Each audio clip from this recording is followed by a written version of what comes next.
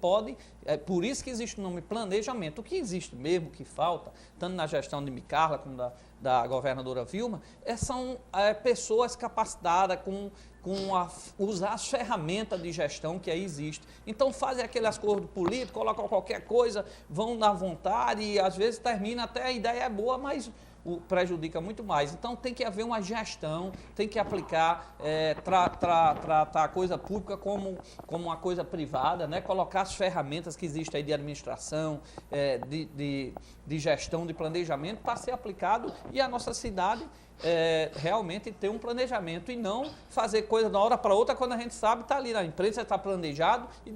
Então hoje a gente tem que escutar muito, né, a sociedade, tem que trazer a sociedade para um debate, que a sociedade ela pode contribuir muito com a ideia que é maravilhosa, então ela fica melhor ainda. Por exemplo, esse Via Livre que foi implantado, que prejudicou demais, né? Afonso Pena prejudicou menos porque o pessoal já viu como era feito e, como eu disse, se articularam. Mas essa ideia é maravilhosa, mas se fosse discutida, trazendo todos para colaborar, então a gente tinha, com certeza, se houvesse uma parte ruim, era o mínimo possível. E aí, lógico que até mesmo os prejudicados ia entender porque é em função de uma melhoria para a cidade. Então, só colocar aqui deixar bem claro que não houve uma concordância desses órgãos, como colocou do Ministério Público, tudo, porque foi de uma hora para outra. Eu acho que a gente mal começou a gestão, já foi implantado. Eu mesmo fiquei surpreso, né? Porque todo mundo conhece o Via Livre, todo mundo sabe que isso é bom. Inclusive, o próprio Paulo Wagner me mostrava um requerimento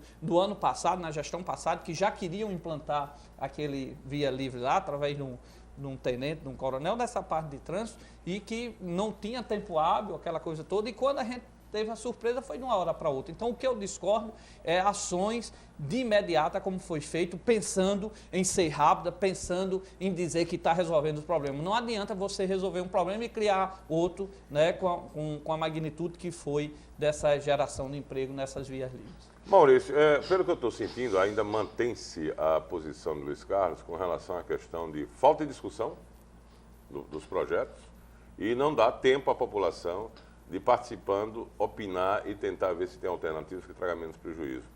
Com essa questão, como eu falei, da São José e da Jaguarari, existirá um maior leque de discussão com as pessoas envolvidas, com aqueles que realmente vão estar inseridos nesse processo?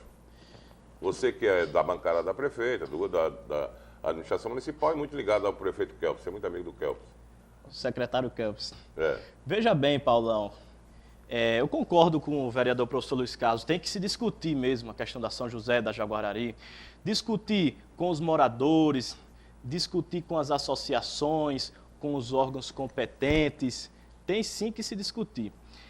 Agora veja bem, o vereador professor Luiz Carlos, ele insiste que o Ministério Público, Fé e Comércio, não foi a favor sim do Via Livre. Eles foram a favor do Via Livre. Participaram da discussão? Participaram das discussões. É só chamar o secretário Kelps, pergunte a ele. Kelps foi a audiências no CDL, veio aqui à Câmara Municipal, onde participou todos os empresários, os órgãos competentes. Então, não pode se dizer que não foi discutido, porque foi discutido sim o Via Livre. E como eu falo, Natal todo mês ganha mais de 1.000 carros aí em média, então a gente precisa tomar rápidas decisões.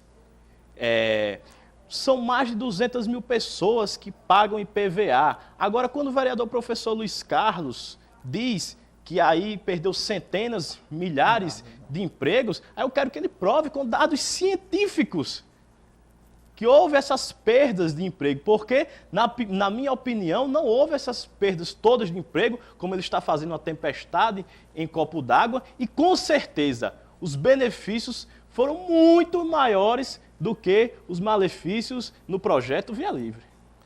Falando só, complementando aí, o vereador disse que houve essas audiências públicas. Primeiro, o projeto foi implantado em fevereiro. Eu quero deixar bem claro para a sociedade. Só houve audiência pública quando a gente tomou conhecimento, viu a aberração que tinha sido feita, não pela implantação do Via Livre, mas a forma como foi implantado, e a gente convocou para a Câmara. Não houve discussão antes. E eu faço até um apelo aqui que o vereador Maurício Gugel traga na próxima sexta-feira aqui, no próximo sábado, não é?